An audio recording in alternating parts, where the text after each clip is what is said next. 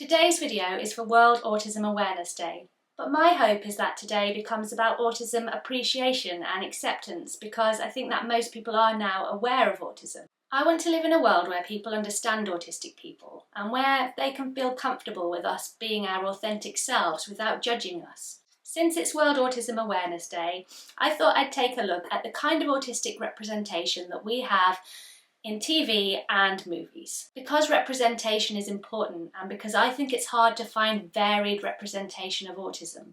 It can be hard to find characters who we connect to and relate to and who make us feel okay to be who we are in this mixed up crazy world that we live in. So I've taken a look and found some autistic representation in media to share with you today. The most typical type of autistic character on TV is white and male.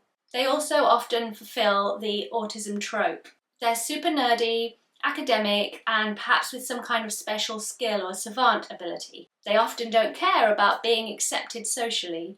As a not very academic autistic female with no discernible special skills and a desire to fit in, I sometimes find it hard to find characters who represent me. I would imagine that this is even more true for people who are not white. I also noticed that despite autism often occurring with comorbidities, whether that's physical disability or other neurodivergent diagnoses, this doesn't seem to be represented either. This is frustrating. It's not that I don't enjoy some of the characters that fit this narrative that I'm describing, it's just that, yes, all autistic people are different, so really all autistic characters should be different.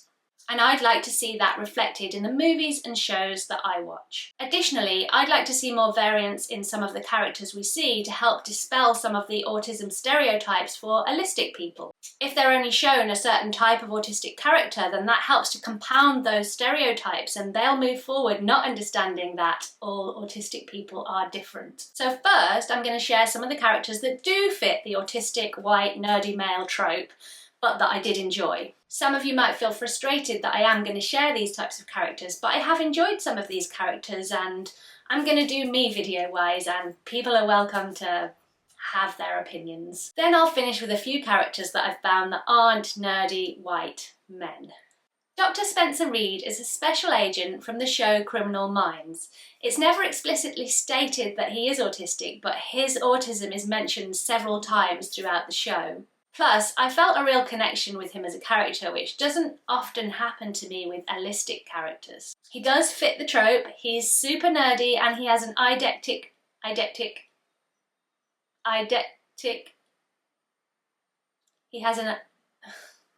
he has a photographic memory. Despite this, I've enjoyed watching him develop as a character. He's not cold and distant, he is funny, and he forms some close relationships with some of the other characters. Next up, Dr. Sean Murphy from the medical drama The Good Doctor. Sean is an autistic surgical resident with a troubled past, so yes, against all the odds he has made it as a surgical resident. So yeah, inspirational autistic character overcoming all the odds. Sean also has savant abilities. He can form a detailed picture of the human body and use that to work out what surgical procedures he will use to correct the problem. So yeah, definitely the white male autistic savant stereotype. But despite these flaws, I still really enjoy The Good Doctor and I do feel some connections between myself and Sean. During the first 3 seasons, he has several meltdowns and the way that he builds to meltdown and the way that the meltdown looks is something that I really connect with. It really felt like watching myself, I guess, so that was part of it for me. He also has a really strong sense of fairness and the way that he reacts to perceived unfairness is just so spot on for the way that I react. So despite some reservations, I have enjoyed The Good Doctor and watching his character develop. My final character that firmly does sit in the white male stereotype, possibly more than the other 2 characters, is Sam Gardner from the Netflix show Atypical. When Atypical first came out, the response from the autism community was less than enthusiastic, and I was almost scared to say that I was actually enjoying the show. Yes, Sam is a white, nerdy, autistic male.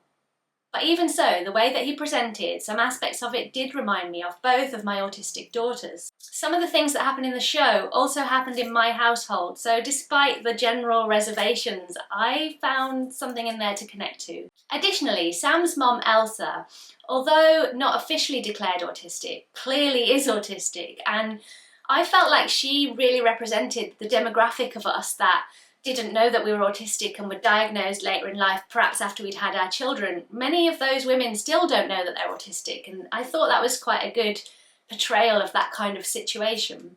A mum, unaware of her autism, who is struggling with her marriage and other social relationships because of her undiagnosed autism, without the support and knowledge that might have helped her to cope and helped people around her to be more understanding. Elsa as a character is given the freedom to play empathy and tangled relationships in the way that a typically written autistic character generally doesn't. It would be wonderful if moving forward she could discover her autism and they could explore the themes of the challenges of accessing a diagnosis and processing that diagnosis later in life. Moving on from our autistic stereotype characters, another character that I have loved is Abed Nadir from the sitcom Community. Abed isn't white. Hurrah! And he also isn't written as a typically academic, nerdy student.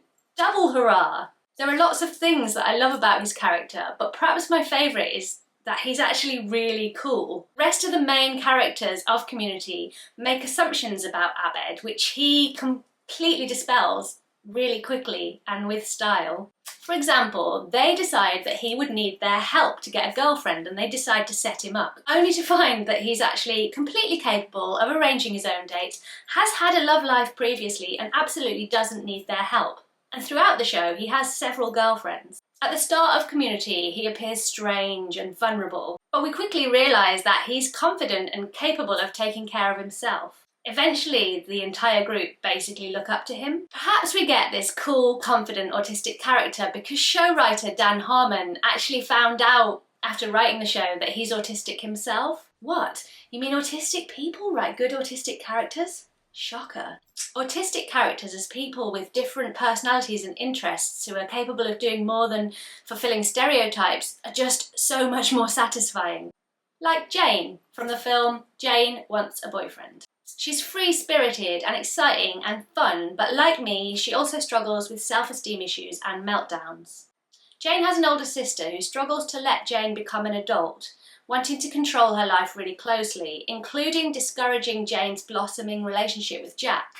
Overall, I think that Jane is a great addition to autistic representation in film in that she is a girl, she is fun, she wants a boyfriend, she has a personality. It's just something that we don't see that often, especially not as a central autistic character. In fact, there are still people who think that autistic people are incapable of having romantic relationships, so it really helps with that one. My final character is Wendy Welcott from the film Please Stand By. Wendy is supported in a group home and she lives a very routine life. Her character evolves from the protected, routine, autistic stereotype when she decides to leave her group home and travel across the country to enter her Star Trek script into a screenwriting competition.